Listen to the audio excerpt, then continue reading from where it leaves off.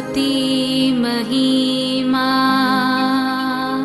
Issue प्रभु जी गाते आते हैं तुझ पास जीवन जल के प्यास एक ही तो है आस जग निर्माता मुक्तिदाता जीवन जल देखा जीवन जल देखा जीवन जल देखा। जीवन जल कार्यक्रम देखने वाले सभी दर्शकों को प्रभु यीशु मसीह के मधुर नाम में नमस्कार। Living waters gospel broadcast Mumbai में एक रेडियो सेवा है। इसे हेरोल्ड मैग्रेगर 1953 में जब ये न्यूजीलैंड से आए आरंभ किए थे, जो आज तक परमेश्वर की दया से अच्छी तरह से चल रही है। इसके लिए परमेश्वर की स्तुति हो। इसके अलावा 2013 से टीवी प्रोग्राम भी चालू है, उसके लिए परमेश्वर की स्तुति हो। मुझे उम्मीद है कि आप ये प्रोग्राम देख रहे हैं और परमेश्वर का आशीष पा रहे हैं और आपके जीवन में भी परमेश्वर का महान योजना पा रहे हैं। हमारे कार्यक्रम का ये मुख्य उद्देश्य जो परमेश्वर का वचन बाइबल में जो लिखा है उसको समझाने के लिए है। परमेश्वर का वचन कहता है, आप सत्य को जानो और सत्य आपको स्वतंत्र करेगा। प्रभु यीशु मसीह वो सत्य है, जिसने उसे जाना है वो स्वतंत्रता पाए हैं। हम वही उसका ही गवाही है और हमारे जैसे कई लोग यीशु मसीह को पहचाने और स्वतंत्र हो गए हैं।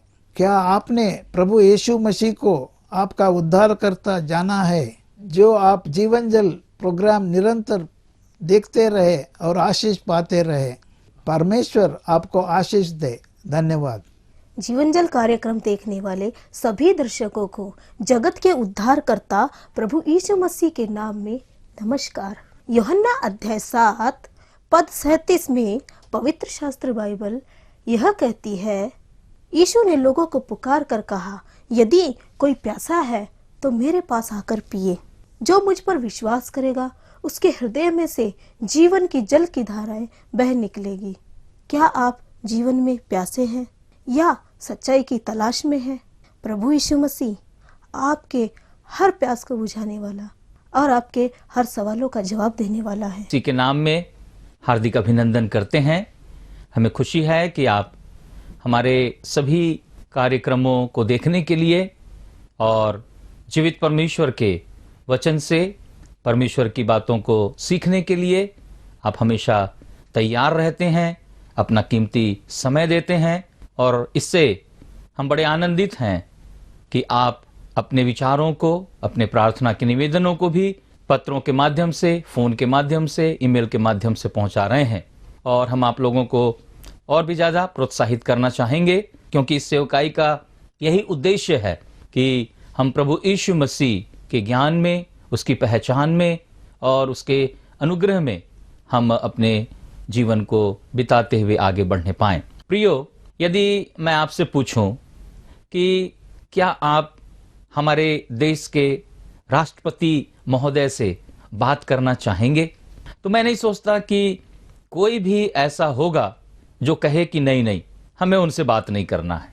या आपके शहर में यदि कोई बड़े अधिकारी हैं, या हो सकता है जवान जो खेलों में बहुत ज़्यादा रुचि रखते हैं, यदि उन्हें उन खेलों में जो बहुत ही अच्छा प्रदर्शन करने वाले खिलाड़ी हैं, क्रिकेट को ले लीजिए, यदि क्रिकेट के स्टार्स लोगों से आप लोगों को बात करने के लिए अवसर मिले, आपको कहा जाए, तो मैं सोचता हूं आप बहुत ही आनंदित हो जाएंगे, आपको बहुत ही अच्छा लगेगा और आप उस अवसर की खोज करेंगे कि कब आप उनसे बातें करें। ये अच्छी बात है कि इस दुनिया में रहते हुए जो लोग हैं, बहुत ही प्रख्यात लोग हैं, प्रसिद्ध लोग हैं, जिनसे हम बहुत कुछ सीख सकते हैं, जिनसे हम मिलकर अपने मन की बातों को, अपनी भावनाओं को हम प्रकट कर सकते हैं, हम उनसे बातें करें। लेकिन मेरे प्रियो, यदि आपसे पूछा जाए कि क्या आप इस संसार के सृष्टिकर्ता, जो राजाओं के राजा हैं, जिसने हम सबको बनाया है, जो हम सब के परम पिता हैं, जो सर्वज्ञानी हैं, जो सर्व सामर्थी हैं, जो सर्व विद्यमान हैं, जो सर्व नियंत्रक हैं, क्या आप उस परमेश्वर से बात करना चाहते हैं? मैं नहीं जानता मेरे प्रियो कि इसका उत्तर क्या होगा।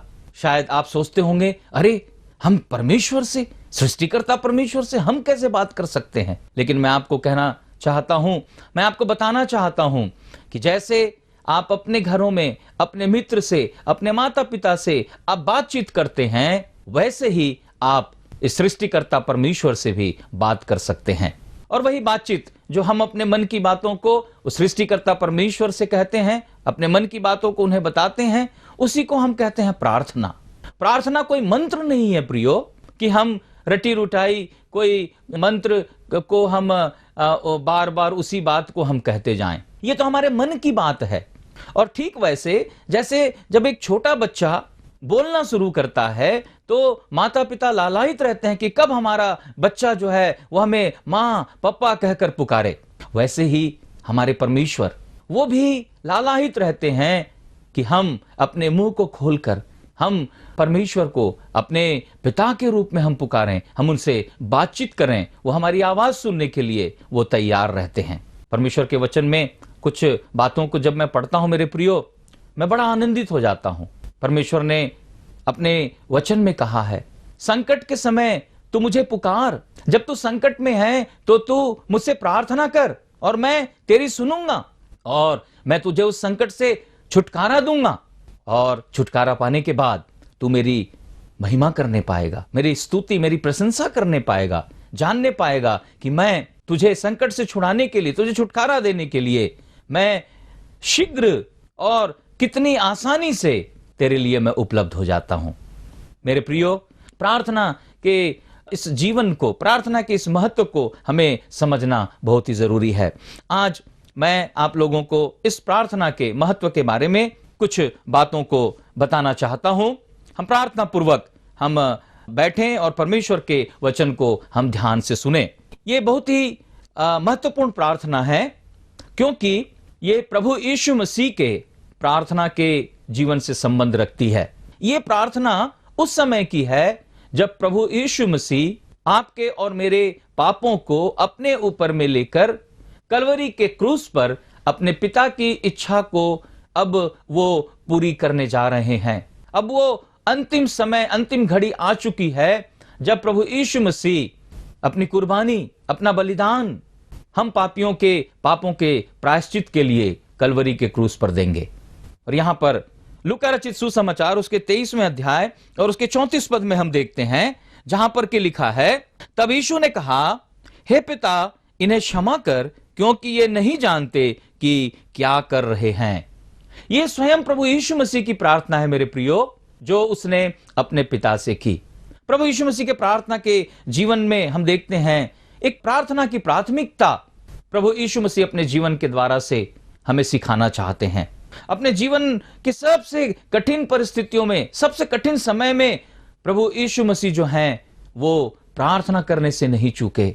हम देखते हैं मेरे प्रियो कि प्रभु यीशु मसीह ने ये प्रार्थना अपनी आवश्यकता के लिए नहीं, जबकि उन्हें दर्द हो रहा है, पीड़ा सहनी पड़ रही है, वो थक चुके हैं, प्यासे हैं, बहुत सारी बातें हैं मेरे प्रियो, लेकिन फिर भी अपनी आवश्यकता, अपनी जरूरतों से बढ़कर प्रभु को दूसरों की चिंता है।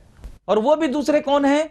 जो उनका ठट्ठा और मजाक उड़ा रहे हैं, जिन्होंने चिल्ला चिल्ला कर कहा है, इसे क्रूस पर चढ़ाओ, इसे क्रूस पर चढ़ाओ, जानते हुए भी कि वो निर्दोष है। उन सिपाहियों के लिए प्रार्थना कर रहे हैं जो उसे क्रूस पर चढ़ा रहे हैं, जिन्होंने उसको क्रूस पर कीलों से जकड़ दिया है, ठोक दिया है। ये उन डाकुओं के लिए प्रार्थना कर रहे हैं जो उसके आजू बाजू लटकाए गए हैं और दोनों जो हैं वो उसका मजाक उड़ा रहे हैं, उसका ठट्ठा कर रहे हैं, उस पर हंस रहे हैं। प्रभु यीशु मसीह ने उनके लिए प्रार्थना की, हे पिता, इन्हें, इन लोगों को जो मेरे चारों ओर हैं, तो माफ कर दे, क्योंकि ये नहीं जानते कि ये क्या कर रहे हैं। अपनी आवश्यकता के बजाय वो दूसरों की जो वास्तविक आवश्यकता है उसके लिए वो परमेश्वर पिता से प्रार्थना करते हैं। मेरे प्रियो, इस प्रार्थना में उसने दोनों डाकुओं को, कुकर्मियों को भी सम्मिलित किया, क्योंकि वे भी उसके पास में थे, वे भी उसकी निंदा कर रहे थे। हमारा प्रभु कितना महान है, वो हमारे लिए प्रार्थना करता है। अभी भी परमेश्वर का वचन कहता है कि वो हमारे लिए विनती करता है, हमारे लिए विनती करने को वो सर्वदा जीवित है, और उसकी प्रार्थना सचमुच में मेरे प्रियो हमारे लिए एक बहुत बड़ी आशीष की बात है। तो प्रार्थना के संबंध में हम देखते हैं मेरे प्रियो कि प्रभु यीशु मसीह के जीवन में प्रार्थना की प्राथमिकता हमेशा हमें दिखाई देती है। सुसमाचारों में यदि हम देखेंगे, हमारा प्रभु यीशु मसीह सुबह बहुत ही भोर होने के बहुत ही पहले वो एकांत स्थान में जाकर वो प्रार्थना करते थे। जब भी उन्हें कोई निर्णय लेना है, वो प्रार्थना में समय बिताते थे। सारी रात वो प्रार्थना में समय बिताते थे। जब भी उन्हें अवसर मिलता था, वो एकांत स्थान में जाकर अकेले में परमेश्वर से प्रार्थना करते थे। प्रियो, जब प्रभु यीशु मसीह का प्रार्थना का जीवन इतनी गंभीरता पूर्वक बीता, तो कितना अच्छा होगा कि आप और मैं भी अपने प्रार्थना के जीवन में गंभीर रहें। हम प्रार्थना करें, प्रार्थना में समय बिताएं, अपने परमेश्वर पिता से हम बातें करें, अपने दिल की बात कहें, क्योंकि वो हमेशा सुनने के लिए तैयार है। मेरे प्रियो, हमने पहली बात प्रार्थना के महत्व के संबंध में देखी है, और वो है प्रभु यीशु मसीह के जीवन में प्रार्थना की प्राथमिकता। उन्होंने प्रार्थना को अपने जीवन में प्रथम स्थान दिया। दूसरी बात हम यहां पर देखते हैं प्रार्थना का प्रभाव। इस प्रार्थना के प्रभाव से जो प्रभु यीशु मसीह ने उन लोगों के लिए की थी जो उसके क्रूस के चारों ओर थे, हे पिता, इन्हें क्षमा कर, इन्हें माफ कर, ये नहीं जानते कि ये क्या कर रहे हैं। प्रभु यीशु मसीह की इस प्रार्थना का प्रभाव क्या होता है? सबसे पहला प्रभाव जो है वो हमको देखने को मिलता है, एक डाकू का हृदय परिवर्तन। प्रभु यीशु मसीह के साथ दो डाकू भी, एक दाहिने और एक बाएं, क्रूस पर लटकाए गए थे। देखिए, और ये दोनों डाकू जो हैं वो इस प्रार्थना के पहले तक वे दोनों प्रभु यीशु मसीह का मजाक कर रहे थे, उसकी निंदा कर रहे थे। मत्ती रचित सुसमाचार उसके 27वें अध्याय और उसके 44 पद में यहां पर हम पाते हैं कि इसी प्रकार डाकू भी जो उसके साथ क्रूसों पर चढ़ाए गए थे उसकी निंदा करते थे।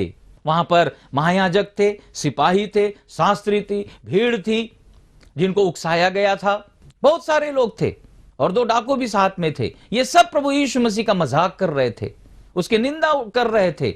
ये अपने आप को परमेश्वर का पुत्र कहता है, यदि वो क्रूस पर से उतरकर नीचे आ जाए तो हम उसको मान लेंगे, हम उसको प्रणाम करेंगे, हम विश्वास करेंगे कि हां सचमुच में वो परमेश्वर का पुत्र है। वो उसकी निंदा कर रहे थे। मेरे प्रियो, ऐसे समय में प्रभु यीशु मसीह ने उनके लिए प्रार्थना की। और किस बात के लिए प्रार्थना की? कि पिता, तू इन्हें क्षमा कर, ये नहीं जानते कि ये क्या कर रहे हैं। मेरे प्रियो, हमारी प्रार्थना का विषय क्या होता है? बहुत ही गंभीर विषय था मेरे प्रियो। और उस प्रार्थना का प्रभाव क्या हुआ? प्रभु यीशु मसीह की कलवरी के क्रूस से की गई प्रार्थना का क्या प्रभाव हुआ? उस बात को हम यहां पर लूका रचित सुसमाचार उसके 23वें अध्याय में जब वापस आएंगे मेरे प्रियो, तो यहां पर हम देख सकते हैं 39 से लेकर 41 पद को मैं आपके लिए पढ़ूंगा। जो कुकर्मी वहां लटकाए गए थे उनमें से एक ने उसकी निंदा करके कहा, क्या तू मसीह नहीं? तो फिर अपने आप को और हमें बचा। दो में से एक कह रहा है कि अरे तू तो मसीह है, क्या तू मसीह नहीं? तो तू अपने आप को भी बचा और हमें भी बचा ले। 40 पद में लिखा है मेरे प्रियो, इस पर दूसरे ने उसे डांट कर कहा। पहले ये दूसरा जो कुकर्मी है, जो दूसरा डाकू है, वो भी प्रभु की निंदा कर रहा था। लेकिन इस प्रार्थना के बाद जो हमने 34 पद में पढ़ी है, प्रभु यीशु मसीह की इस प्रार्थना के बाद देखिए क्या परिवर्तन होता है उसके जीवन में। प्रार्थना का क्या प्रभाव इस डाकू के जीवन में आता है, उस बात को हम 40वें पद में देखते हैं। वो कहता है, वो दूसरे को डांट रहा है। जब पहला डाकू जो है वो प्रभु यीशु मसीह की निंदा कर रहा है, तो ये दूसरा डाकू जो है जिसने प्रभु यीशु मसीह की प्रार्थना को सुना है, क्योंकि प्रभु यीशु मसीह के एक दाहिने और एक बाएं वो बहुत ही पास में थे जब वे भी क्रूस पर चढ़ाए गए थे। प्रभु यीशु मसीह की उस प्रार्थना को उस डाकू ने सुन ली, और वो दूसरे डाकू से कहता है, डांट कर उसे कहता है, क्या तू परमेश्वर से नहीं डरता? तू भी तो वही दंड पा रहा है।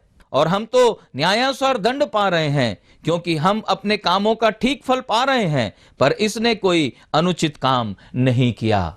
देखिए मेरे प्रियो, उसकी प्रार्थना में वो क्या कर रहा है? पहले तो वो बता रहा है दूसरे डाकू को, पहले डाकू को बता रहा है कि नहीं, हम तो न्याय के अनुसार हम अपने पापों का, अपराधों का, कुकर्मों का दंड हम पा रहे हैं, लेकिन इस व्यक्ति ने कोई पाप नहीं किया है। वो प्रभु यीशु मसीह की गवाही दे रहा है कि ये निष्पाप है, ये अपने पापों के कारण से सजा नहीं पा रहा है, ये निष्पाप है। और उसके बाद वो परमेश्वर के भय के बारे में भी वो कहता है कि क्या तू परमेश्वर से नहीं डरता? इसका मतलब इस दूसरे डाकू के जीवन में भी परमेश्वर का भय आ गया।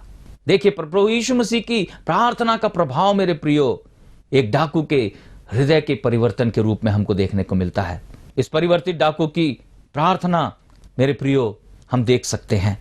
लूका रचित सुसमाचार उसके 23वें अध्याय और उसके 42 पद में उसकी प्रार्थना हम देख सकते हैं। वो प्रार्थना करने लगा, वो प्रभु यीशु मसीह की गवाही देने लगा, और वो पहले डाकू को जो प्रभु यीशु मसीह की निंदा कर रहा था, प्रभु यीशु मसीह को चैलेंज कर रहा था, चुनौती दे रहा था कि वो भी उतर के आ जाए, उन्हें भी बचा ले, वो उसकी गलती को वो ठीक करने का प्रयास करता है। मेरे प्रियो, इसकी प्रार्थना देखिए।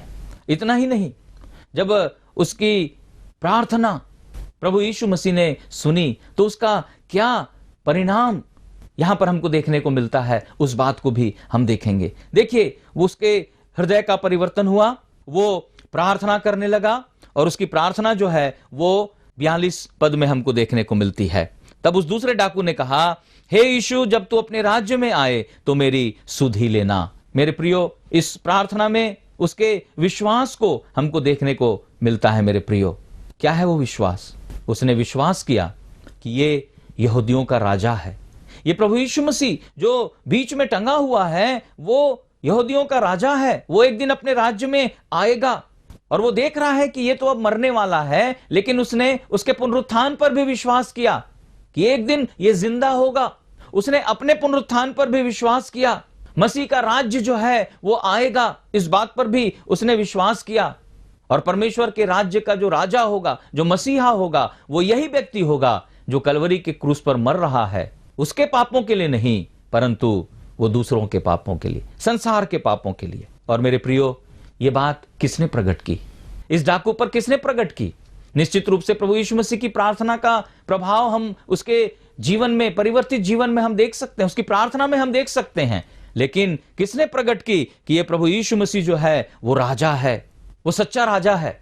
यदि हम मत्ती रचित सुसमाचार उसके 16वें अध्याय और 17 पद में पढ़ेंगे तो वहां प्रभु यीशु मसीह जो हैं वो पतरस के अंगीकार के बाद पतरस से कहते हैं, जब पतरस ने यीशु मसीह को अंगीकार किया कि जीवित परमेश्वर का पुत्र मसीहा है, तो प्रभु यीशु मसीह ने पतरस से कहा कि ये बात तुझे मांस और लहू ने, किसी इंसान ने तुझ पर प्रकट नहीं की है, परंतु मेरे पिता ने जो स्वर्ग में है वो इस बात को तुझ पर प्रकट किया है। प्रभु यीशु मसीह कौन है? इस बात को प्रकट करने वाला इस संसार में कोई भी व्यक्ति नहीं है, ये सिर्फ परमेश्वर है।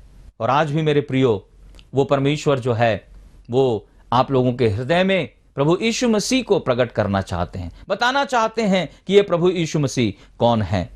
और देखिए, उसके प्रत्युत्तर में हम देखते हैं प्रभु यीशु मसीह उसके प्रार्थना का प्रत्युत्तर देते हैं।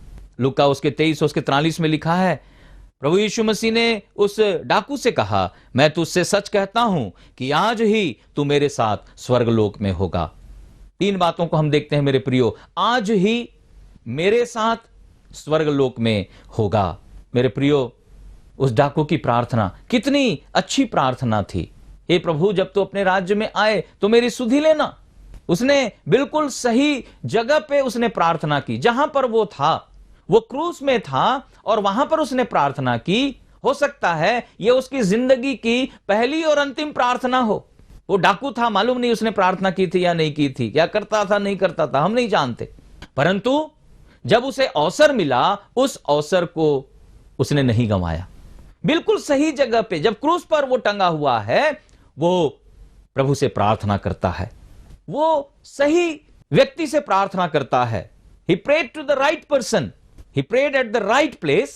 ही prayed to the right person, सही जो व्यक्ति था, हे प्रभु यीशु, हे यीशु, और उसके बाद he prayed for the right purpose, उसने सही बात के लिए, सही उद्देश्य के लिए उसने प्रार्थना की। क्या कहा? अपने राज्य में आए तो मेरी सुधि लेना। O Lord remember me, Lord have mercy upon me, मुझ पर दया करना प्रभु जब आप अपने राज्य में आए। और हम देखते हैं मेरे प्रियो, प्रभु यीशु मसीह ने उसके प्रार्थना के प्रत्युत्तर में कहा, आज ही तू मेरे साथ स्वर्गलोक में होगा। प्रार्थना की प्राथमिकता में हमने देखा है, प्रभु यीशु मसीह के जीवन से हमने सीखा है मेरे प्रियो, कि कैसे उसने प्रार्थना को अपने जीवन में महत्व दिया। जीवन की हर विषम परिस्थिति में उसने प्रार्थना को महत्व दिया, और उसकी प्रार्थना के प्रभाव को हमने देखा है, कैसे एक डाकू का हृदय बदल गया। डाकू जो है वो प्रार्थना करने लगा, और जब उसने प्रार्थना की तो प्रभु यीशु मसीह ने उसके प्रार्थना के प्रत्युत्तर में उसे कहा, उससे वायदा किया कि आज ही तू मेरे साथ स्वर्गलोक में होगा। मैं नहीं जानता मेरे प्रियो कि आपने इसके पहले कभी प्रार्थना की है या नहीं। आप सोच रहे होंगे ये प्रार्थना क्या होती है, ये कौन सा मंत्र होता है। लेकिन डाकू के लिए वो कौन सा मंत्र था प्रियो? उसके हृदय से ये प्रार्थना निकली, उसने प्रभु को पहचाना, वो जाना कि वो किससे प्रार्थना कर रहा है, वो किसके लिए प्रार्थना कर रहा है, किस बात की प्रार्थना कर रहा है। और प्रभु की ओर से उसे एक वायदा मिला, एक प्रतिज्ञा मिला, क्योंकि प्रभु ने उसके विश्वास को देख लिया। क्या आप ये निर्णय लेना चाहते हैं? क्या आपके मन में भी ये इच्छा है कि आप भी जब इस संसार को छोड़कर जाएं तो प्रभु के साथ आप स्वर्गलोक में जाएं? क्योंकि प्रभु जो है वो स्वर्ग और पृथ्वी का प्रभु है, स्वर्ग और पृथ्वी का वो राजा है, और वही कह सकता है जो स्वर्ग से आया कि आज ही तू मेरे साथ स्वर्गलोक में होगा। यदि आपने ये निर्णय लिया है, मेरे साथ आप प्रार्थना करें। परमेश्वर पिता, मैं धन्यवाद देता हूं कि आज मैंने प्रभु यीशु मसीह की प्रार्थना के जीवन में जो प्राथमिकता है उसको मैंने देखा। प्रभु यीशु मसीह के क्रूस पर की गई प्रार्थना के प्रभाव को मैंने देखा, और प्रभु यीशु मसीह ने किस प्रकार उस डाकू की प्रार्थना का प्रत्युत्तर दिया उसे मैंने देखा है। आपने प्रभु जी उसे निश्चयता दी, अश्योरेंस दिया कि वो हमेशा के लिए प्रभु के साथ स्वर्गलोक में होगा। आज मैं भी प्रभु आप पर विश्वास करता हूं। आप मेरे प्रभु हैं, आप मेरी प्रार्थनाओं को सुनते हैं, क्योंकि आपने मुझसे प्रेम किया और मेरी खातिर आपने कलवरी के क्रूस पर जान दी। आप मारे गए, गाड़े गए और जी उठे हैं। आप जिंदा परमेश्वर हैं, और आप जीवित परमेश्वर हैं जो मेरी प्रार्थना को सुन रहे हैं। प्रभु मुझे और भी अपने ज्ञान में आगे बढ़ाएं, मुझे स्वीकार करें, और मेरे प्रार्थना के जीवन में मैं आपको पहला स्थान देने पाऊं। आप मेरी सहायता करें। इस प्रार्थना को प्रभु यीशु मसीह के नाम से मांगता हूं, आमीन। क्या परमेश्वर ने आज इन वचनों के द्वारा आपसे बातें किया है, या आप इस विषय में अधिक जानकारी प्राप्त करना चाहते हैं, या प्रार्थना के विषय को बांटना चाहते हैं? तो निसंदेह हमसे संपर्क करें। हमारा पता है living waters Gospel Broadcast, Nav Bhavna 422 SVS road, post box number 1916 Prabhadevi 400025। प्रार्थना एवं मुफ्त बाइबल कोरस्पॉन्डिंग कोर्स के लिए हमें संपर्क करें, या अपना नाम और पता SMS कर सकते हैं। हमारा मोबाइल नंबर है 0989258074। हमारा ईमेल ID है gospelbroadcast@yahoo.com। Website address www.lwgb.org। जीवन जल कार्यक्रम को हर सोमवार शाम 6 बजे और हर शनिवार सुबह 8 बजे आप इसी चैनल पर देख सकते हैं। नमस्कार।